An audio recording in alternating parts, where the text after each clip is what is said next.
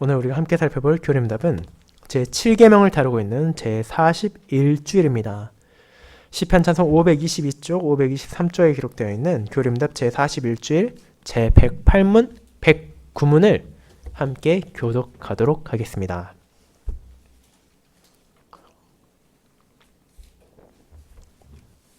하이델베르 교림답 제41주일 제108문 제7계명에서 하나님께서 우리에게 가르치시는 것은 무엇입니까? 모든 부정은 하나님의 저주 아래 있습니다. 그러므로 마음으로부터 그것을 싫어하고 거룩한 혼인생활 안에서나 밖에서나 순결하고 절제된 생활을 해야 한다는 것입니다. 제109문 이 계명에서 하나님께서는 간음과 이와 유사한 부끄러운 죄만을 금하십니까? 우리 몸과 영혼이 모두 성령의 전이기 때문에 자신을 순결하고 거룩하게 지키는 것은 하나님의 뜻입니다. 그러므로 하나님께서는 모든 부정한 행위, 몸짓, 말, 생각, 욕망, 그리고 우리를 부정으로 유혹하려는 것은 무엇이든지 다 금하십니다. 말씀보사 후에는 찬송 1A장으로 사도신을 함께 고백한 후 시편 19편 1, 5, 6절을 함께 부르도록 하겠습니다. 오늘 오후도 광고 드린 것처럼 클랜스 스탄 목사님의 제41주일 설교를 인기 설교로 봉사하도록 하겠습니다. 사랑하는 주 예수 그리스도 안에 있는 형제 자매님들, 우리는 하이델베르 교리문답의 가장 첫 주일인 일주일에서 나의 몸과 나의 영혼이 우리의 주이신 예수 그리스도께 속해 있다고 고백합니다. 그런데 여기서 우리가 종종 간과하기 쉬운 점은 우리의 몸도 그리스도에게 속해 있다는 것입니다. 이 점을 기억해야 하는 이유는 신자들도 종종 주님과의 영적인 유대만을 강조하기 쉽기 때문입니다. 예를 들어 우리는 주의 만찬에서 믿음으로 주의 몸과 피에 참여한다고 말합니다. 우리의 영혼은 그리스도와 연합했고 우리는 영적으로 그분의 지체가 되었습니다. 우리는 여기에서 그리스도와 신자와의 관계, 그리스도와 그분의 교회와의 연합과 교제를 볼 수 있습니다. 그리고 이제 교림답은 제41주일을 통해 우리의 몸도 주님께 속해 있다는 사실을 떠올리게 합니다. 영적으로 주님께 속해 있다는 것은 물론 중요하지만 나의 육체, 심지어 가장 사적이라 생각되는 우리의 성적인 생활까지라도 우리의 몸이 그리스도께 속해 있다는 것을 보여주는 것이 중요합니다. 이를 위해 교림답은 제41주일에서 하나님께서 주신 율법의 7번째 계명인 간음하지 말라를 우리에게 설명하며 특별히 우리의 영혼과 몸이 성령의 전이 되었기 때문에 우리 자신을 순수하고 거룩하게 유지해야 된다는 관점에서 이를 전합니다. 그런데 교리문답이 이 부분에서 결혼에 대해 많이 언급하지 않는다는 것은 놀라움을 자아냅니다. 우리는 41주일 108문과 109문답에서 혼인이란 표현을 단 한 번밖에 찾아볼 수 없습니다. 도리어 이를 관통하는 핵심 주제는 결혼 그 자체가 아니라 순결 혹은 순수에 대한 것입니다. 우리가 결혼을 했건 결혼을 하지 않았건 우리는 모두 순결하고 절제된 생활을 해야 합니다. 바로 그것이 제41주일이 전하고자 하는 7계명의 핵심 사안입니다. 그렇게 저는 오늘 교리문답이 강조하는 흐름에 따라 부정과 불순함에 초점을 두고 이 계명을 살펴보고자 합니다. 어린 자녀와 어르신, 그리고 남자와 여자의 구분 없이 모든 신자는 영적으로만이 아니라 우리의 신체적으로도 주님께 속해 있다는 기본 인식으로 돌아가야 합니다. 나의 몸도 그리스도께 속해 있으니 바울은 오늘 읽은 고린도서 6장 19절 20절에서 너희는 너희 자신의 것이 아니라 값으로 산 것이 되었으니 그런즉 너희 몸으로 하나님께 영광을 돌리라고 말합니다. 이 시대의 교회를 위한 이 계명의 심오함이 바로 여기에 있습니다. 저는 이를 주님께서는 제7계명으로 우리의 몸을 통해 그분께 영광 돌리기를 명령하신다라는 제목으로 전하고자 합니다. 그리고 이를 왜 우리의 몸으로 하나님께 영광을 돌려야만 합니까? 그리고 어떻게 우리의 몸으로 하나님께 영광을 돌릴 수 있습니까? 라는 두 대지로 나누어 살펴볼 것입니다. 먼저 첫 번째, 왜 우리의 몸으로 하나님께 영광을 돌려야 합니까? 를 살펴보도록 하겠습니다. 형제자매 여러분, 만약 인류의 역사 가운데 이 제7계명을 어기는 것을 정말로 심각하고 중요한 죄라 생각하던 시기가 언제인지를 떠올려 보신다면 각각 다양한 시기를 떠올릴 수 있겠지만 최소한 오늘날만큼은 아닐 것입니다. 이 시대의 많은 사람들은 이 문제에 대해 거의 관심을 두지 않습니다. 아동을 포함하는 경우 혹은 강제로 누군가를 범하는 것이 아닌 한 성적인 관계는 기본적으로 성인 두 사람의 상호 동의만 있다면 자유롭다 여기게 되었습니다. 결혼 없이 동거하는 것, 사실혼, 혹은 마음에 드는 사람과 가볍게 성관계를 가지는 것이 일반적으로 허용되고 있으며 동성애나 다른 온갖 성적인 욕망 또한 타인에게 피해를 주지 않는다면 허용되어가는 경향이 있습니다. 여러분은 그런 관계에서 치명적인 성적 질병을 주의해야겠지만 적절한 예방 조치를 취하기만 한다면 그 또한 얼마든지 안전하고 즐겁게 성관계를 누릴 수 있다고 말하는 사람들을 보게 될 것입니다. 그렇게 우리의 사회는 이 사안에 대해 너무 고지식해서는 안 된다고, 너무 과거에 집착하면 안 된다고 말하며 성관계는 긴장을 더하고 신경을 쓸 게 아니라 오히려 우리의 긴장을 해소하는 것이라는 사회에 살고 있습니다. 그 결과 여러분은 강단에서 자유와 같은 행동에 대해 엄격하게 경고하는 것을 거의 듣지 못할 것이며 오히려 그것을 적절하게 사용한다면 건강이나 긴장에 도움이 된다는 말을 듣기까지 할 것입니다. 과거에는 이런 다양한 형태의 성적 문제가 크게 비난받는 일이었지만 이제 우리는 우리의 부모들보다 훨씬 더 개방적이고 그들이 생각했던 미신을 두려워하지 않는 사회에 살고 있습니다.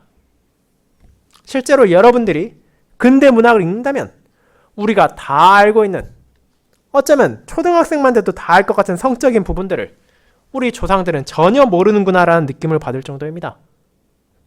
대체 그런 조상들 사이에서 우리가 어떻게 잉태되고 태어났는지를 신기하다 생각하는 이들도 있을 것입니다.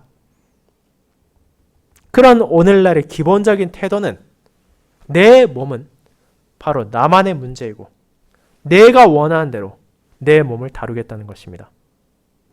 우리가 무엇을 먹건 우리가 무엇을 마시건 다른 사람들이 상관하지 않는 것처럼 내 몸도 내 기본적인 필요와 욕구로 간주되며 나는 그것을 충족시키기 위해서라면 가능한 모든 방법을 사용할 수 있다는 것입니다. 실제로 이런 성에 대한 것은 하나님께서 인간의 기본적인 필요로 주셨습니다. 하나님께서는 인류를 남성만으로, 여성만으로 만들지 않고 남성과 여성으로 주셨고 그들이 한 몸을 이루어 연합하게 하셨습니다. 과거에는 교회가 이 사실을 충분히 인정하지 않았던 시기도 있었고 무조건적인 금욕과 평생 독신으로 사는 것을 옹호함으로써 미혼 상태를 더 높이 평가한 잘못을 행하기도 했습니다.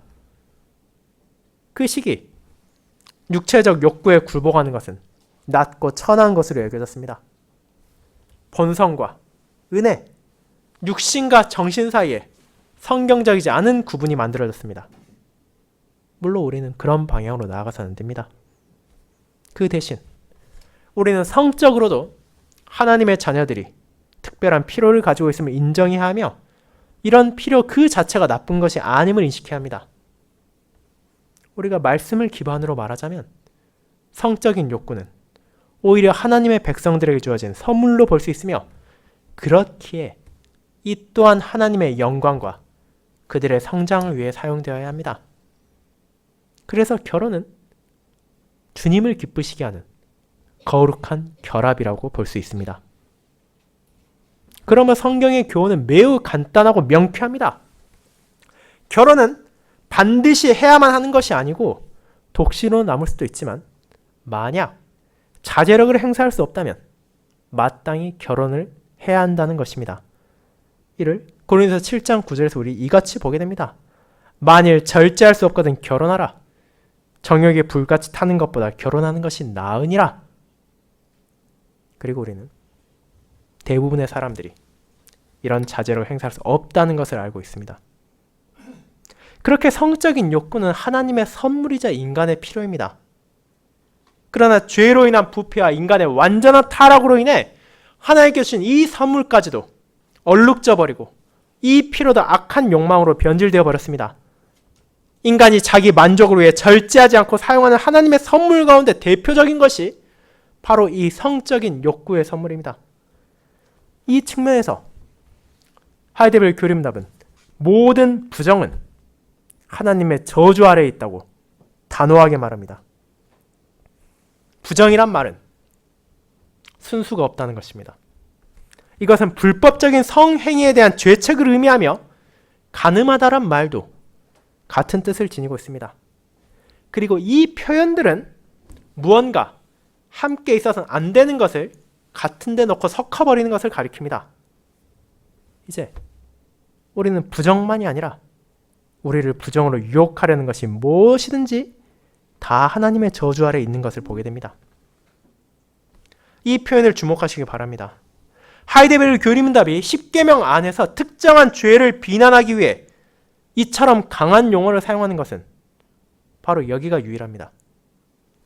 오늘날 많은 사람들은 성적인 죄에 대해 성적인 죄를 다른 죄에 비해 훨씬 가볍게 생각하지만 교림답은 그것을 강하게 비난합니다. 그리고 그 비난은 바로 성경의 증거를 기반으로 하고 있습니다. 예를 들어 에베소서 5장은 이렇게 말합니다. 음행과 온갖 더러운 것과 탐욕은 너희 중에서 그 이름조차도 부르지 말라. 음행하는 자나 더러운 자나 탐하는 자 곧 우상 숭배자는 다 그리스도와 하나님의 나라에서 기업을 얻지 못하리니라고 5장 3에서 5절에 쓰여 있습니다. 실제로 부정한 성행위는 저주받았다는 것이며 이 저주받는다는 것은 하나님과 함께할 자리가 없이 추방된다는 것입니다.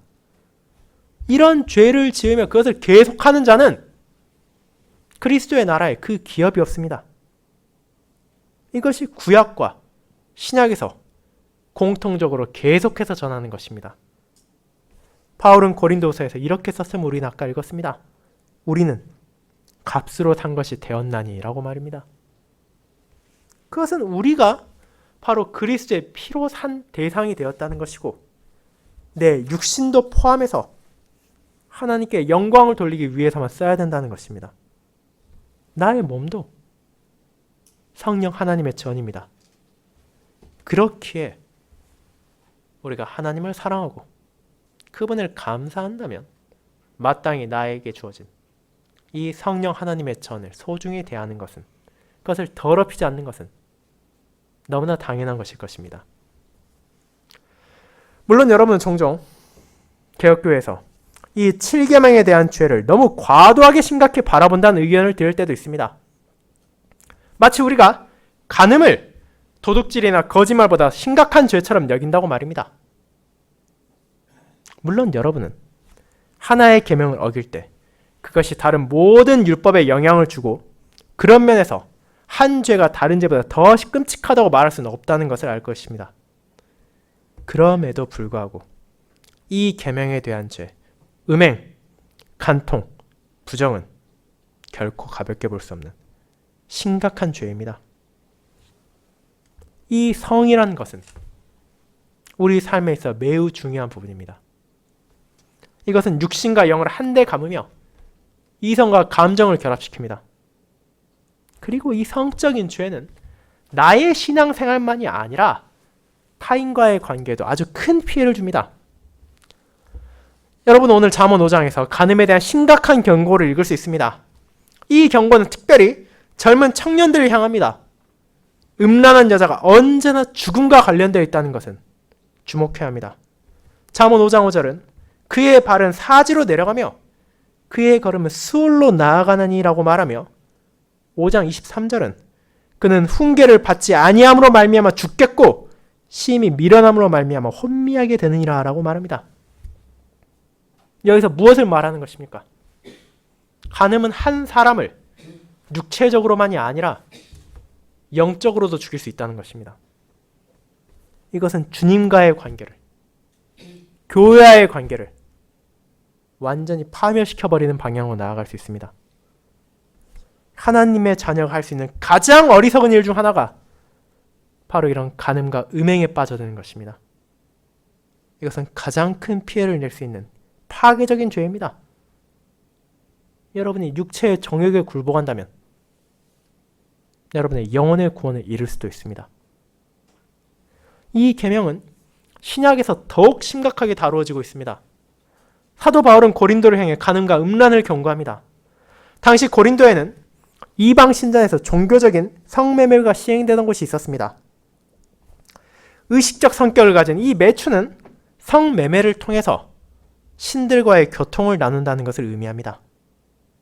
고린도에 있던 아프로디테 신전에서는 1000명 이상의 여사제라 불리는 이들이 있었습니다.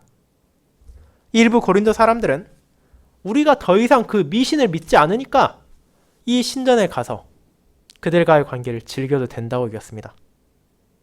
그들은 오직 쾌락과 즐거움을 위해 그곳을 향했습니다. 그러나 어느 순간 그들은 이 여신자들의 추종자가 된 자신을 발견하게 되었습니다. 그렇게 바울은 이렇게 씁니다. 너희 몸이 그리스도의 지체인 줄 알지 못하느냐? 내가 그리스도의 지체를 가지고 창녀의 지체를 만들겠느냐? 결코 그럴 수 없느니라. 너희 몸은 너희가 하나님께로부터 받은 바 너희 가운데 계신 성령의 전인 줄 알지 못하느냐? 고린도서 6장 15절 19절입니다. 우리는 그리스도에 육체적으로도 구원받았습니다. 그렇게 나의 몸을 통해서도 하나님께 영광을 돌려야 하고 악한 욕망에서 자유롭게 되어 이방인과 같이 욕정에 따라 살지 않게 되었습니다. 나의 몸은 성령 하나님께서 거주하시는 전이기에 정결해야 되고 마땅히 하나님께서 주신 성스러운 선물인 성적인 부분까지도 순결해야 합니다. 그것이 바로 그리스도의 지체인 신자가 음행과 부정으로 자신의 몸에 전을 더럽힐 때 하나님께서 슬퍼하시는 이유입니다. 그렇게 우리는 몸으로 저지른 죄, 육체적이거나 성적인 죄들이 중요하지 않거나 혹은 별것 아닌 것처럼 여겨서는 안 됩니다. 나의 몸은 음란을 위해서가 아니라 주를 위해 사용되어야 하며 내가 몸의 부활을 믿는다면 이 몸을 성령의 전으로 유지하기 위해 노력해야 합니다. 그렇게 오늘날 교회에게는 이 계명이 구약시대보다 더 강한 메시지를 전하고 있습니다. 간음과 부정은 이제 십자가에서의 그리스도의 구속 역사를 부정하고 성령 하나님께서 행하시는 새롭게 하는 사역을 거부한다는 측면까지도 가지게 되었기 때문입니다. 그렇게 사도는 형제 자매들을 향해 음행을 피하라고 말합니다. 이 음행은 특수한 죄입니다. 사람이 범하는 죄마다 몸 밖에 있거니와 음행하는 자는 자기 몸의 죄를 범하니라. 그만큼 술 취함을 비롯한 다른 육체적인 죄가 심각한 피해를 끼칠 수 있지만 음행의 죄는 몸만이 아니라 몸과 영혼 양쪽의 진정으로 파괴적입니다. 어떤 죄가 우리를 주님으로부터 더 멀어지게 만듭니까? 우리가 음행을 저질렀을 때 마귀가 우리의 육체를 통제하고 우리의 몸은 더 이상 성령의 전이 아니게 됩니다. 결과적으로 우리의 마음은 더 이상 하나님의 말씀의 인도를 받지 않고 더 이상 그분의 사랑으로 충만하지 않으며 바로 내 자신의 욕망이 지배받게 됩니다. 그렇게 많은 언약 자녀들이 그리스도의 나라를 잃었고 지금 이 순간에도 많은 이들이 잃어가고 있습니다. 사랑하는 형제자매 여러분, 나의 몸은 나의 것이 아닙니다. 그것은 우리가 제1주일, 제1문답에서 고백한 것처럼 주님께 속해 있습니다. 나의 성적인 필요가 무엇이든 그것은 주님의 뜻에 따라서 충족되어야 합니다. 만약 그렇게 하지 않는다면 그분께서 주신 성적인 선물조차 내게 덫이 되고 내게 저주가 될 것입니다. 그것은 내 몸으로는 하나님께 영광을 돌리지 않겠다는 불순종이기 때문입니다. 그렇게 이제 우리는 그렇다면 내가 어떻게 함으로써 나의 몸을 통해서 하나님께 영광을 돌릴 수 있을지를 생각해야 합니다. 그리고 그 점을 우리는 두 번째 대지에서 함께 살펴보도록 하겠습니다. 그것은 바로 어떻게 우리의 몸으로 하나님께 영광을 돌릴 수 있습니까?에 대한 것입니다. 성도 여러분, 우리 모두 죄악된 육체의 악한 욕망을 억제하는 것이 쉽지 않다는 것을 잘 알고 있습니다. 그리고 어떤 사람은 다른 사람보다 그것을 통제하기 더 어렵다는 것도 사실입니다. 하지만 모든 사람에게 적용돼야 할 단 하나의 진리가 있습니다. 이는 그 누구라 하더라도 스스로의 힘으로 이를 완벽하게 실천할 수는 없다는 것입니다. 이 일에 있어서도, 내 몸을 다스리는 데 있어서도 우리는 항상 성령 하나님의 도움으로 나의 삶을 새롭게 만들고 우리의 마음을 변화시켜야만 합니다. 교림답은 우리는 모든 부정을 마음으로부터 싫어해야 한다고 말합니다. 몸을 통제하는 것은 마음의 자세로부터 시작됩니다. 우리는 그 외적인 부정을 비난하기 앞서서 본질적으로 우리 모두가 그런 죄악된 방향에 기울어져 있다는 것을 미워해야 합니다. 우리가 나이를 들어가며 이 문제에서 자기의 연약함을 이해하기 시작한다면 이 점에 대해 주님의 도움과 힘을 더 많이 구해야 합니다. 이 투쟁은 오직 쉬지 않는 기도로만 싸워나갈 수 있습니다. 교림답은 우리는 거룩한 혼인 생활 안에서나 밖에서나 순결하고 절제된 생활을 해야 한다고 말합니다. 이는 우리가 주의를 기울여야 하는 중요한 표현들입니다. 순결한 삶이란 성적으로 순수한 것, 그리고 앞서 말한 것처럼 함께 속하지 않는 것들을 섞지 않는 삶을 말합니다. 그것은 주님께서 그분의 주권적인 지혜 안에 둔 것을 우리가 받아들인다는 뜻입니다. 따라서 그런 순결된 삶은 자연스럽게 절제된 삶을 요구합니다. 우리는 신자로서 이 삶의 영역에서 자신을 가르쳐야 하고, 더 강하게 말하자면 우리는 마땅히 하나님께서 내게 두신 것들을 그분의 뜻대로 받아들이는 훈련을 해야만 합니다. 우리의 본성이 부패했기 때문에 간음을 저지르는 것은 아주 자연스러운 것입니다. 그렇게 우리는 이런 삶의 방면에 있어서도 마땅히 경건함으로 훈련되어야 합니다. 부모로서 우리는 자녀들을 가르칠 필요도 있습니다. 그리고 여기에서 이미 많은 문제가 발생합니다. 얼마나 많은 부모들이 정말로 그들의 자녀와 진실되고 경건하게 이 성적인 선물에 대해 대하겠습니까? 성은 아이들에게 매우 혼란스러울 수 있습니다. 어린이들이 성적으로 자각한다는 것을 발견하는 것은 아름답지만 동시에 매우 복잡한 과정이고 그들의 믿음에 큰 영향을 미칠 수도 있습니다. 이것은 그들로 하여금 자신의 죄악된 육신의 힘과 하나님 앞에서의 죄를 바라보게 하는 어려운 과정입니다. 그렇게 시편 25편이 그에 대해 젊은 시절의 죄와 허물에 대해 언급하지 않을 이유가 없습니다. 그리고 우리의 자녀들이 어릴 때 이미 자신들의 길을 잃어버린다면 그 후의 삶에 무슨 의미가 있겠습니까? 우리 모두는 흥미롭지만 동시에 아주 난해한 청소년 시기를 거쳐야 합니다. 그리고 얼마나 많은 가정에서 이 부분에 대한 도움을 부모님으로부터 받고 있습니까? 우리의 학교가 삶의 모든 영역에 대해 가르칠 책임에 대해 성경의 가르침에 기반한 성교육을 하는 것은 선하고 도움이 되지만, 그렇다고 해서 많은 부모들이 이 방면에 대한 자신들의 소명을 이해하지 못하는 것은 잘못된 일입니다. 자녀를 훈련하라는 말은 먼저 부모들에게 주어진 소명이기 때문입니다. 그리고 우리는 절제된 삶을 살아야 합니다. 교리문답은 이에 대해 거룩한 혼인생활 안에서나 그 밖에서나 라고도 말합니다. 먼저 거룩한 혼인생활 안에서라는 말에 대해 알아봅시다. 특별히 결혼한 사람은 간음과 부정한 행위를 해서는 안 됩니다.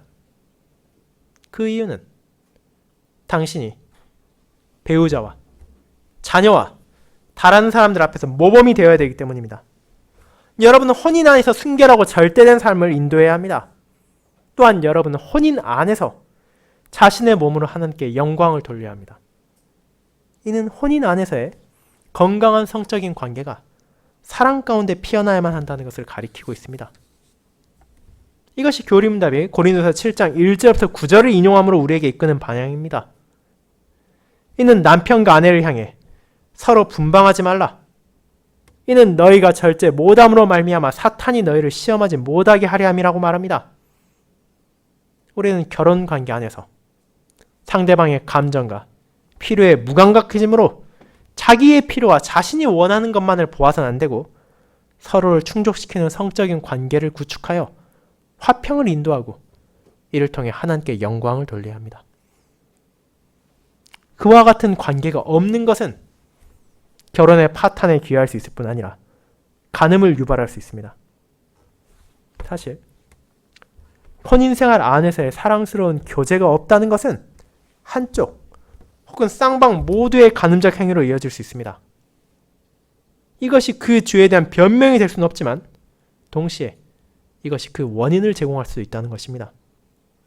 매주 주일마다 간음하지 말라는 말을 들을 때 주님께서는 바로 여러분을 향해서 너의 혼인관계 안에서 건강한 성적 분위기를 허용하고 있는지 묻고 있습니다. 남편과 아내로서 이런 문제에 대해 의사소통하고 서로를 사랑으로 고려하고 있습니까? 분명 결혼 내에서도 우리는 절제를 필요로 합니다. 그리고 교리문답에 따르면 이 순결하고 절제된 생활은 거룩한 혼인생활 밖에서도 우리가 살아야 하는 것입니다. 결혼 밖에서 성행위는 주님에 의해 금지되었으면 누구도 부정할 수 없는 성경적인 가르침입니다. 네. 그것은 분명히 금지되었습니다. 물론 결혼하지 않은 사람들도 서로에게 애정을 표시할 수 있지만 성관계를 가져서는 안 됩니다. 누구나 이것이 많은 절제심을 필요한다는 것은 이해할 것입니다. 특별히 소년과 소녀 사이의 우정이 성적인 방향으로 점점 더 발전한다면 그것은 본성상 더 강한 방향으로 나아갈 것입니다. 그러면 젊은 커플은 진실로 서로에 대한 욕망을 더 키울 수 있는 무엇이라도 피해가며 무절제한 상황에 스스로를 놓지 않도록 주의해야 할 것입니다. 하이데벨 교리문답은 우리에게 바울이 기독교적 연인관계에 참여하도록 가르치는 데살로니가전서 4장을 바라보게 합니다. 믿지 않는 사람들은 무엇이든 자신이 원하는 방향으로 하려 합니다. 그들은 욕망을 잡고 욕망을 끌어당기는 태도를 가지고 있습니다. 그러나 신자들은 그들과 반대로 자기의 욕망을 통제하고 상대방만이 아니라 특별히 하나님의 뜻을 존중하기 위해 노력합니다. 그래서 우리의 청년들이 늦은 밤 파티를 간다거나 술을 마신다거나 흥청망청한 분위기에 관여한다면 그것이 얼마나 터무니없고 잘못된 것인지를 기억해야 합니다. 이런 행동은 의식적이건 무의식적이건 간음으로 이어질 위험이 크기 때문입니다. 성경에서 간음과 은행을 술에 연결하는 빈도가 얼마나 높은지 주목하신 적이 있습니까? 술을 너무 많이 마시면 자제력을 잃고 방심할 수 있습니다. 그리고 우리에게는 그처럼 마음을 놓을 어떤 여유도 존재하지 않습니다. 하이데벨 교리문답은 그러므로 하나님께서는 모든 부정한 행위, 몸짓, 말, 생각, 욕망, 그리고 우리를 부정으로 유혹하려는 것은 무엇이든지 다 금하십니다 라고 말합니다. 교리문답은 특히 여기서 고린도전서 15장 33절도 인용하고 있습니다. 바울은 악한 동무들은 선한 행실을 더럽히나니 라고 말합니다. 가십거리, 그리고 여러분이 어울리는 장소에 주의하고 대화하는 상대에 있어서도 주의를 기울이십시오. 주님께서는 믿지 않는 자들과 사귀어서는 안 된다 하십니다. 오직 여러분과 함께 주님 안에 있는 이들과 교제하십시오. 그것이 우리의 모든 청년들의 첫 번째 우선순위가 되어야 합니다. 믿지 않는 사람들로 인해 살아계신 하나님으로부터 떠나서 안 됩니다. 그렇게 주님의 교회는 불신자와의 교제를 반대합니다. 그리고 이것은 개혁교회만의 특이성이 아니라 성경적인 요구입니다. 성경은 특별히 부정으로 유혹하는 것들에 대해서도 분명하게 경고합니다. 이 목록에 오늘날엔 포르노도 추가할 수 있을 것입니다. 그것보다 더 순수하고 진정한 성적인 관계를 왜곡시킨 것은 존재하지 않습니다. 참된 성적인 관계는 그런 것이 묘사하는 것과 아주 동떨어진 것입니다. 그럼에도 이 세상은 진실이 아니라 거짓을 숭배합니다. 포르노는 오늘날 원하기만 한다면 너무나 쉽게 이용 가능하고 그것이 매우 매력적으로 보일 수도 있지만 우리는 그것이 결국 우리의 마음을 흔들고 욕망을 부추기며 음행으로 인도한다는 것을 깨달아야 합니다. 그리고 심지어 불신자들조차도 이런 사실 자체는 인정하고 있습니다. 그렇다면 우리 교회 안에서 얼마나 이 문제를 심각하게 인식해야 하는지를 생각해 보십시오. 이제 정리해 보도록 합시다.